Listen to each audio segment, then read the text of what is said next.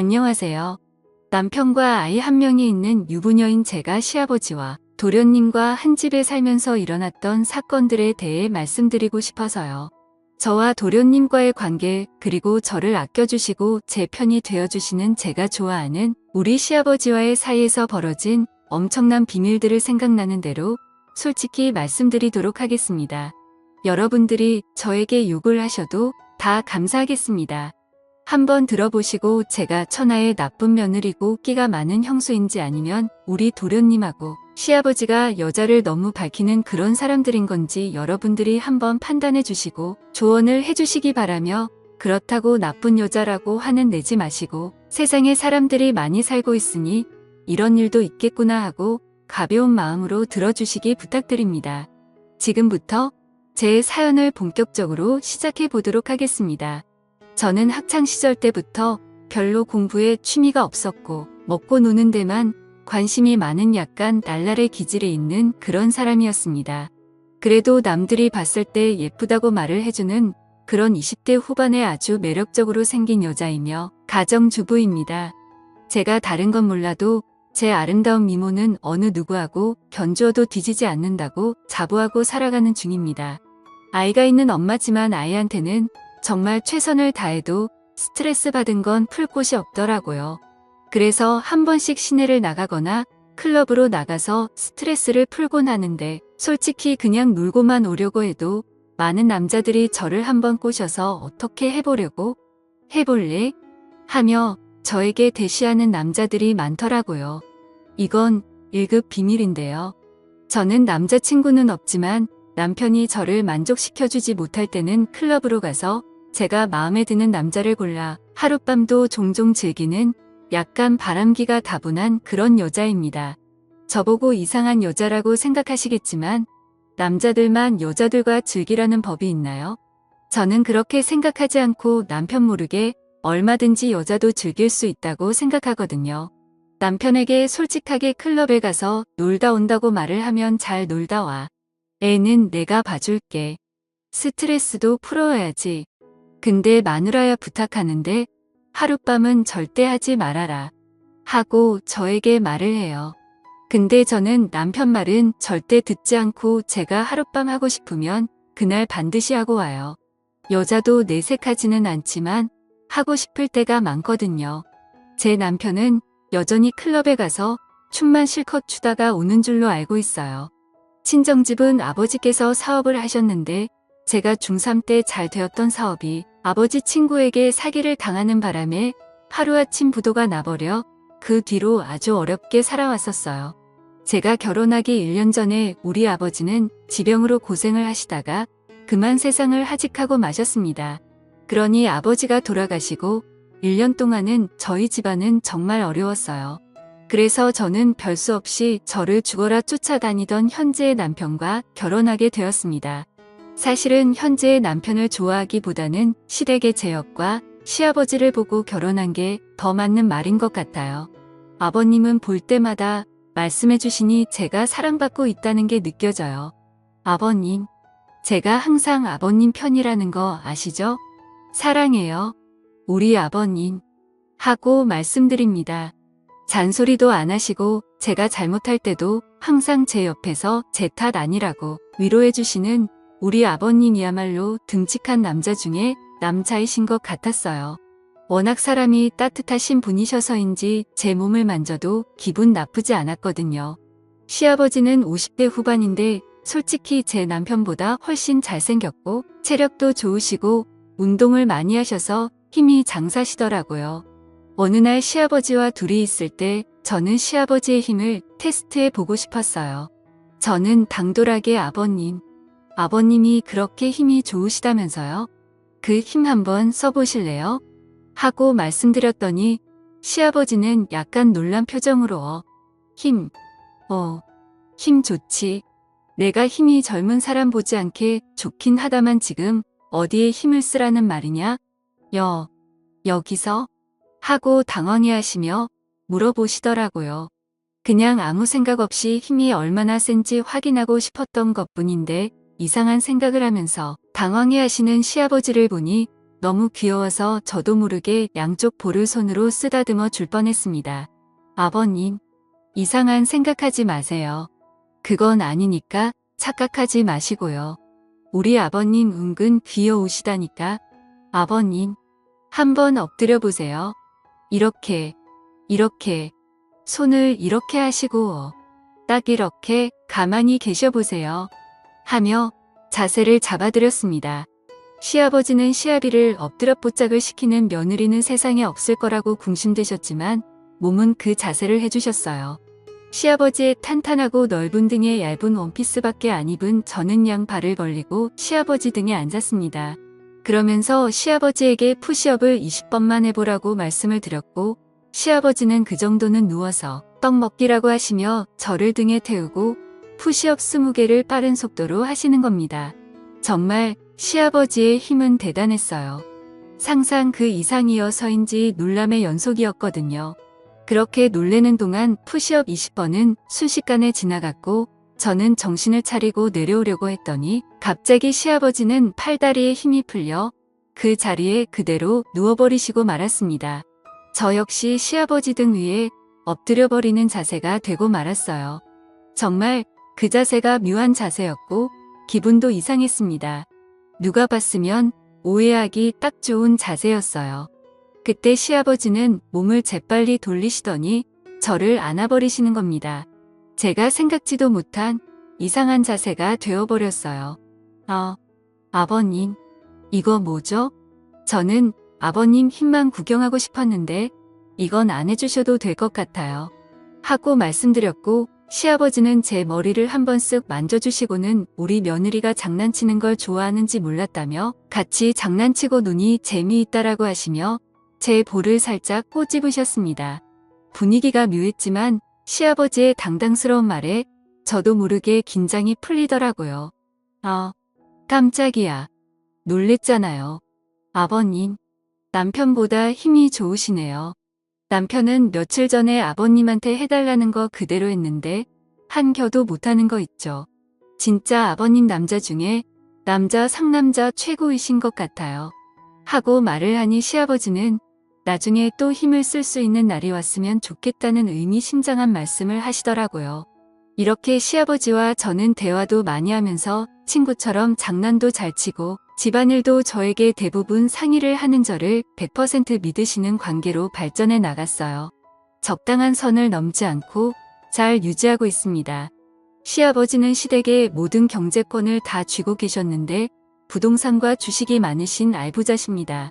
솔직히 여러분들에게 말씀드리지만 시아버지의 재력이 좋아요. 시아버지는 시시때때로 제 주머니 속에 늘 현금을 듬뿍 주고 계시는데 몇십만 돈도 주시고 제가 필요로 하면 카드도 선뜻 내와주세요. 제 물주이신 셈이죠. 그렇게 오손도손 즐거운 시댁 생활에 점점 빠져들어가고 있을 때쯤 잊을만 하면 도련님은 저에게 시비를 거시더라고요.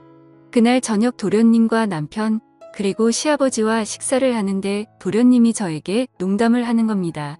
형수, 예전에는 방울순둥이 마냥 예에 거리면서 예쁜지도 몰랐는데 이제 보니 할 말 다 하고 살고 아빠한테 용돈도 다 쓰고 하고 싶은 거 다 하고 살아서인지 시집 와서 더 예뻐진 것 같아요. 얼마나 시집살이가 편하면 지금 입고 있는 옷 보니까 속에 다 비치는데 일부러 남자들이 쓰니까 입는 거예요. 형수가 다 비치는 옷을 입고 이 큰 집을 돌아다니면 저같이 혈기왕성한 남자는 어떡하라고 그렇게 야한 옷을 입어요?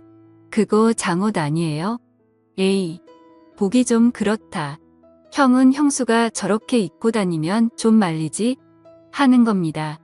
지 보라고 입은 것도 아니고 옷을 제대로 구분도 못하면서 혼자 저렇게 이상한 생각을 하는 게 어이가 없어서 한 소리 하고 싶었지만 꼭 참았습니다. 도련님도 참, 뭐 눈에는 뭐만 보인다고 계속 방에 틀어박혀서 이상한 것만 보니까 제 옷도 이상하게 보이는 거 아니에요? 한 번씩 도련님 방 지나가면 여자들이 막 욕하는 소리 들긴 한데 도련님 취향 동네 방내다 소문나게 생겼어요. 그리고 이거 장옷같이 생긴 원피스고 이게 다 비치는 정도면 전 집에서 두꺼운 후드티라도 입고 다녀야겠어요. 하고 반격했습니다. 도련님은 저에게 또 시비 걸려고 준비하고 있길래 시아버지는 내가 내 형수 옷을 사줘본 적도 없으면서 보기 이상하면 안 보면 되는 거지. 내 형수 옷 입는 거 가지고 시비 걸지 말고 밥이나 조용히 먹으라 하시며 도련님에게 야단을 치셨어요. 도련님은 저게 어딜 봐서 보기 좋은 옷이냐며 아빠가 그렇게 형수를 감싸고 도니까 형수가 이상한 옷 입는 거 아니냐며 갑자기 남편에게 아빠가 형수 보는 눈빛이 이상하던데 형도 느끼지 않았냐며 이상한 소리를 하더라고요. 그 말을 들은 제가 다 부끄러웠어요. 다행히 남편은 시아버지께서 제가 이쁘니까 보는 거지 다른 감정 없다면서 조용히 밥이나 먹으라고 도련님에게 한 소리를 하더라고요. 도련님은 어쩔 때는 제 옆에 와서 은근히 잘해주다가 갑자기 자기 혼자 기분 나쁘면 저렇게 시비를 걸고 하는데 무슨 놀부심인지 알다가도 모를 정도예요. 시댁의 권력자는 시아버지신데 시아버지는 아까도 말씀드렸다시피 부동산 임대업도 하시고 전국에 빌딩이 여러 개가 있고 그 외 부동산도 많으세요. 저는 잘만 하면 시아버지의 재력으로 부도가 나서 망해버린 우리 친형집을 이렇게 세울 수 있겠다는 당돌한 생각을 했습니다. 죽었다 깨어나도 제 남편을 통해서는 할 수가 없는 일일 것 같았어요. 시아버지께서 50대라 아직 젊으셔서 90까지 사신다면 30년 이상은 같이 있어야 남편이 상속을 받는데 그때까지 가면 우리 엄마도 세상을 떠나실 것 같다는 생각이 들더라고요. 다 떠나버리면 돈이 무슨 소용이 있겠어요. 남편은 시아버지의 말이라면 꼼짝 못합니다. 시아버지께서 불구덩이라도 들어가라면 들어갈 그런 사람이거든요. 시아버지 시동생보다 체격도 작았고 체력도 터무니없이 약한 남자예요. 저는 한창 나이다 보니 그것을 무척 좋아하는데 남편은 밤마다 개업하는 곳 앞에 있는 풍선 마냥 비실비실 거리니 늘 불만이 많았습니다. 분위기를 잡아봐도 피곤하다고 말하기 일쑤였고 만약 겨우 잠자는데 성공하면 몇 분 하다가 힘들다고 픽 쓰러지더라고요. 전 토끼랑 결혼한 줄 알았습니다. 그의 반면에 시아버지와 시동생은 힘이 넘쳐나다 못해 주체가 안 되는 것 같았어요. 시아버지는 그때까지도 젊은 여자와 연애를 하셨고 항상 시아버지 주변에는 여자가 많은 것 같았어요. 시동생 역시 혼합형이었고 성격도 좋고 완벽한 남자였습니다. 시아버지와 같이 회사에서 일하고 있었고 부사장이라서인지 늘 어깨에 힘이 빡 들어가 있었어요. 저는 시아버지로부터 빌딩을 받아 빌딩주가 되는 게 제 목표입니다. 어느 날 사랑채에서 시아버지께서 술 한잔 하자고 말씀을 하셨고 저는 이 기회를 잡아야겠다는 생각으로 시아버지와 단둘이 술자리를 갖게 되었습니다. 저는 시아버지가 좋아하는 그 잠옷 같은 원피스 차림으로 술을 마시게 되었고 그때 그 큰 집에는 아무도 없었습니다. 남편이 아들을 데리고 남동생이랑 같이 남자들만의 우정을 쌓고 오겠다며 나갔거든요. 그런 우정은 안 싸워도 되니 우리의 사랑을 쌓아보자고 말을 했더니 그건 언제든지 할 수 있다며 얼버무리고 빛의 속도로 나가버리더군요. 그때 저는 제 인생에서 자식은 아들 하나로 결정 나버린 게 눈에 보였습니다. 시아버지는 저에게 이 큰 집 살림을 다 맡아서 사느라 우리 며느리가 고생이 많다면서 오늘 코가 삐뚤어지게 마셔보자고 하더라고요. 그러면서 저번에 내가 내 등에 탔을 때 정말 기분이 묘했다고 하시며 갑자기 손을 잡으시는 겁니다. 그렇게 저희들은 이런저런 이야기를 나누었고 시아버지는 술에 취해가니 뭐 필요한 거 있냐고 물어보시길래 당돌하게 필요한 거 있다고 말씀드렸어요. 시아버지는 진작 말하지 그랬냐고 하시며 본인에게는 가을날에 떨어지는 낙엽처럼 돈이 많다고 하시며 내가 원하는 대로 다 해주겠다고 하셨고 들어주는 대신 요구 조건을 말씀해 주시더라고요. 솔직히 시아버지의 요구 조건은 별거 아니었습니다. 자기가 필요로 할 때 친구로서 옆에만 있어 달라는 거였어요. 그러면서 돈이 얼마나 필요하냐고 여쭤보셨고 저는 시아버지 귀에 대고 원이에요. 아버님 너무 많죠? 너무 많다고 생각이 드실 수도 있지만 제가 부탁할 수 있는 사람이 남편도 아니고 아버님밖에 없는 거려. 제가 아버님 친구로서 항상 옆에 있을 테니 이 부탁 들어주셨으면 좋겠어요. 아버님, 들어주실 거죠? 하고 말씀드리니 걱정 말라고 하시며 사랑채 금고에서 수표로 제가 말씀드린 금액을 내어주시는 겁니다. 저는 감사하다고 시아버지 볼에 뽀뽀를 했더니 시아버지 역시 저를 안아주셨고 저와 시아버지는 그렇게 사랑채에서 사고를 치고야 말았습니다. 그 순간 저는 시아버지의 여자가 되어가고 있는 것을 느낄 수 있었어요. 저는 술이 취한 김에 시아버지에게 요구를 더 해버리고 말았습니다. 저에게 그 많은 빌딩 중에 하나만 달라고 하며 건물주가 되고 싶다고 말을 하니 그렇지 않아도 저와 우리 아들 앞으로 준비해놨다고 말씀을 해주시는 겁니다. 깜짝 놀랐어요. 그렇게까지 저를 생각하고 계실 줄은 몰랐거든요. 저도 모르게 사랑한다는 말을 해버리고 말았고 시아버지는 내가 내 여자가 되어줘서 고맙다며 제 머리를 쓰다듬어 주셨습니다. 저는 그날 그간 참아왔던 모든 것들이 활발산처럼 터져버리고 말았습니다. 시아버지는 정말 남자 중에 멋진 남자였습니다. 저는 남편이 있는데 이게 도덕적으로 말이 안 되는 일이 벌어지고 있었어요. 어느 날 남편은 제가 어딘지 모르게 이상하다고 하면서 아버지가 저를 대하는 게 마누라 대하듯이 다정스러워 보이던데 눈에서 꿀 떨어지는 줄 알았다며 아버지와 무슨 일 있는 거 아니냐고 따지듯이 묻는 겁니다. 그러면서 돈에 대해 애착이 많은 여자인 건 알고 있는데 솔직히 우리 집 재산 때문에 나하고 결혼한 거 아니냐고 말을 하는데 뜨끔했지만 맞는 말이기 때문에 저는 더 이상 숨길 필요가 없다고 생각했고 시아버지와의 관계에 대해서 있는 그대로 말을 해주었습니다. 돈도 물론 좋지만 나를 믿어주고 나에게 모든 것을 맡기고 모든 걸 주려고 하시는 아버지를 남자로서 좋아하게 되었다고 말을 하니 너무 큰 충격을 받았는지 더 이상 말을 잇지 못하더군요. 그러면서 남편은 아버지하고 그렇게 될 줄 알고 있었는데 대놓고 말을 하니 놀랬다고 하면서 이제 어쩔 거냐고 물어보더라고요. 조용히 이혼해주면 이 집에서 나갈게. 그리고 그 이후의 일은 그때 가서 생각하려고 하고 남편에게 말했습니다. 남편은 아버지하고 관련된 일들은 더 이상 큰 소리 내지 않았고 알았다고 하며 그 순간에도 아버지에게 자기 험담은 하지 말고 이야기 잘 해주라 하며 부탁을 하더군요. 아마 물려주실 재산 때문에 그렇게 말하는 것 같았어요. 화를 내며 자기한테 돌아오라고 자기도 어느 정도 재산이 있으니 그 정도면 시아버지 도움 없이도 잘 살 수 있을까라고 해줄 줄 알았는데 조금은 씁쓸했습니다. 이런 남자를 믿고 결혼한 제가 바보 같았어요.